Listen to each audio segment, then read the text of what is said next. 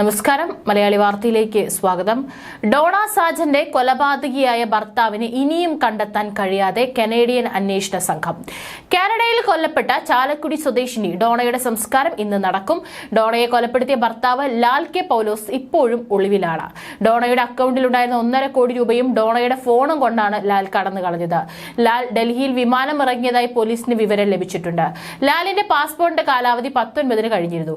ഇയാൾ രാജ്യത്ത് തുടരുകയോ വ്യാജ പാസ്പോർട്ട് നാടുവിടുകയോ ചെയ്യുമെന്നാണ് സംശയം. ലാൽ രക്ഷപ്പെടാതിരിക്കാനുള്ള നടപടി പോലീസ് വേഗത്തിൽ സ്വീകരിക്കണമെന്നാണ് കുടുംബത്തിന്റെ ആവശ്യം. കേന്ദ്ര ഏജൻസികളുടെ സഹായം തേടണമെന്നാണ് കുടുംബം ആവശ്യപ്പെടുന്നത്. കാനഡ പോലീസിന് ഇക്കാര്യത്തിൽ വലിയ വീഴ്ചയുണ്ടായി.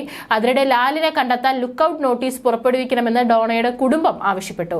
അന്വേഷണത്തിന് കേന്ദ്ര ഏജൻസികളുടെ സഹായം തേടാനും ഡോണയുടെ കുടുംബം നീക്കം തുടങ്ങി. 18 ദിവസത്തിന് ശേഷം കാനഡയിൽ നിയമ നടപടികൾ പൂർത്തിയാക്കിയാണ് ഡോണയുടെ മൃതദേഹം ജന്മനാട്ടിലെത്തിച്ചത്. മെയ് 7-ന് ഡോണയുടെ ഭർത്താവ് ലാൽ കെ പൗലോസ് ഡോണയുടെ സഹോദരനെ ഡോണയും താനും ആത്മഹത്യ ചെയ്യുകയാണെന്ന് ഇമെയിൽ അയച്ചിരുന്നു. കാനഡ പോലീസുമായി വീട്ടിലെത്തി പരിശോധന നടത്തുമ്പോഴാണ് ഡോണയുടെ മൃതശരീരം കണ്ടെത്തുന്നത്. ഒരു ദിവസത്തിലേറെ പഴക്കമുണ്ടായിരുന്നു മൃതശരീരത്തിന്. ചൂതാട്ടത്തിൽ ഉൾപ്പെട്ട് കടക്കാരനായ ലാൽ കെ പൗലോസ് ഡോണയുമായി വഴക്കിട്ടിരുന്നു. വീണ്ടും ചൂതാട്ടത്തിൽ പണമെടുക്കുന്നത് ഡോണ തടഞ്ഞു. കൊലപാതകത്തിൽ കലാശിച്ചെന്നാണ് സംശയിക്കുന്നത്. പ്രാഥമിക പരിശോധനകൾക്ക് ശേഷം ഡോണയുടെ കൊലപാതകമെന്ന് കാനഡ പോലീസ് ബന്ധുക്കളെ അറിയിച്ചിരുന്നു.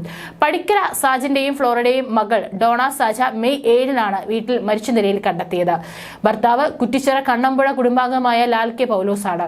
സംഭവ ദിവസം തന്നെ ലാൽ കെ പൗലോസ് ഇന്ത്യയിലേക്ക് കടന്നുവെന്നാണ് സംശയം. 8 വർഷമായി ഇരുവരും കാനഡയിൽ അക്കൗണ്ടന്റായി ജോലി ചെയ്യുന്നു. 3 വർഷം മുൻപായിരുന്നു ഇവരുടെ വിവാഹം.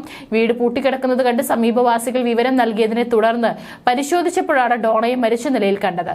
ഭാര്യയെ കൊന്ന് ഭർത്താവ് നാട് വിട്ടു എന്നാണ് സംശയം. ശാസ്ത്രീയ തെളിവുകളിലൂടെയാണ് ഡോണയുടെ കൊലപാതകമാണെന്ന് പോലീസ് ഉറപ്പിച്ചത്. അതിനുശേഷം ഭർത്താവിനെതിരെ വാറണ്ടും പുറപ്പെടുവിച്ചത്. കാനഡ പത്രങ്ങളിലും വെബ്സൈറ്റുകളിലും ഇയാളുടെ ചിത്രം സഹിതം വാർത്തയും നൽകി.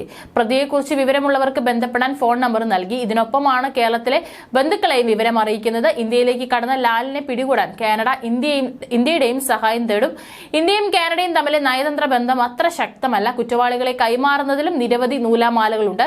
ഇതെല്ലാം മനസ്സിലാക്കി ലാൽ ഇന്ത്യയിലേക്ക് കടന്നുവെന്നാണ് വിലയിരുത്തൽ. എന്നാൽ കൊല്ലപ്പെട്ട ഡോണയും ഇന്ത്യക്കാരിയാണ്. അതുകൊണ്ട് തന്നെ ലാലിന് അധികകാലം ഒളിച്ചിരിക്കാൻ കഴിയില്ലെന്നാണ് കാനഡ പോലീസിന്റെ കണക്കുകൂട്ടൽ. ഇയാളെ പിടികൂടാൻ ഇന്റർപോളിന്റെ സഹായവും കാനഡ തേടിയേക്കും.